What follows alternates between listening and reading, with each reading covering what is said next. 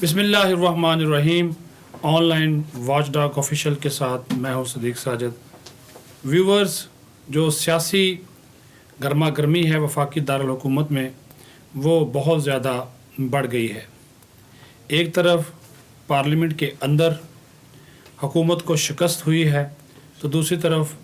Opposition جماعتیں parliament کے باہر بھی حکومت پر مسلسل دباؤ بڑھانے کے لیے اقدامات اٹھا رہی ہیں، اور آج جو ہے کراچی میں ایک بہت بڑی جو ریلی ہے وہ بھی نکالی گئی ہے، جس کی قیادت پی ڈی ایم کے سربراہ مولانا فضل الرحمان نے کی ہے۔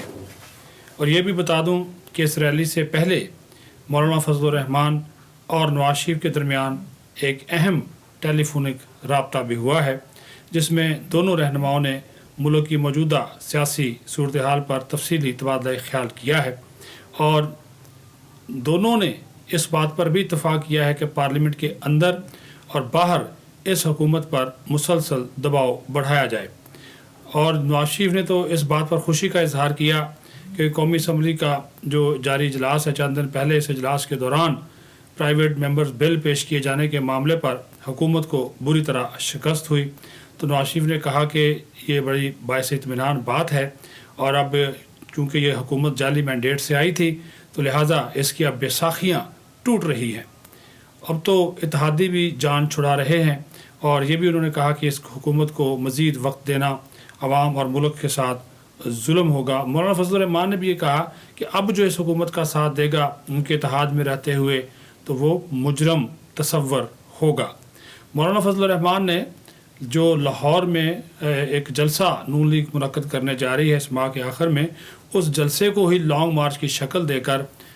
اسلام آباد لانے کی تجویز بھی دی ہے، جس پر نواز شریف نے کہا کہ پی ڈی ایم کا جو سربراہی اجلاس ہے اس سربراہی اجلاس کے حوالے میں جو بھی فیصلہ نون لیگ پی ڈی ایم کرے گی، نون لیگ اس فیصلے کو مانے گی، اور جو بھی پھر احتجاج کا ایک شیڈول بنایا ہوا ہے پی ڈی ایم نے اس کو بھی آگے بڑھانے پر دونوں رہنماؤں نے اتفاق کیا ہے۔ اب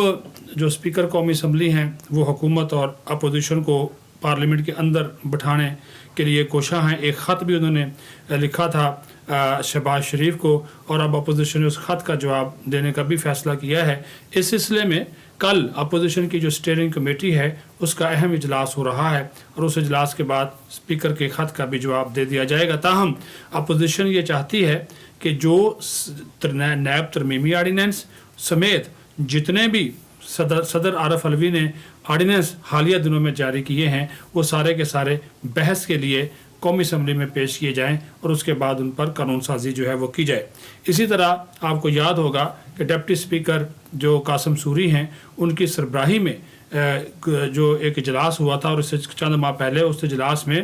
20 کے قریب قوانین پاس کر لیے گئے تھے، بلز پاس کر لیے گئے تھے، تو اپوزیشن نے کہا ہے کہ وہ سارے کے سارے بل ان پر نظر ثانی شکوار کی جائے، اور جو پارلیمانی کمیٹی اس معاملے پر بنی ہے وہ ان بلز کو دیکھے، اور جب تک ان چیزوں کے اوپر اتفاق رائے نہیں ہو جاتا اس وقت تک پارلیمنٹ کا مشترکہ اجلاس نہ بلایا جائے، اور اگر حکومت مشترکہ اجلاس بلائے گی تو پھر اپوزیشن اسی طرح احتجاج کرے گی جس طرح ہم نے پہلے احتجاج کیا تھا، اور ان بلز کی منظوری رکھوانے کی جو کوشش ہے وہ کی جائے گی۔ اس سلسلے میں جب ہم نے اسٹیئرنگ کمیٹی کے رکن اور سابق اسپیکر ایاز صادق سے رابطہ کیا تو ان کا یہ جو موقف تھا وہ سامنے آیا۔ انہوں نے کہا کہ ہم قانون سازی کے لیے اس حکومت کے ساتھ بات چیت کرنے کو تیار ہیں، لیکن اس حکومت کے اندر بیٹھے ہوئے بعض وزیر اور مشیر یہ نہیں چاہتے کہ حکومت اور اپوزیشن کی بات چیت ہو۔ اسی وجہ سے ہم نے اسپیکر سے کہا ہے کہ وہ اپنے آپ کو بااختیار بنائیں، غیر جانبدار بنائیں، اور ان کی سربراہی میں، ان کی ثالثی میں ہم حکومت سے بات کرنے کے لیے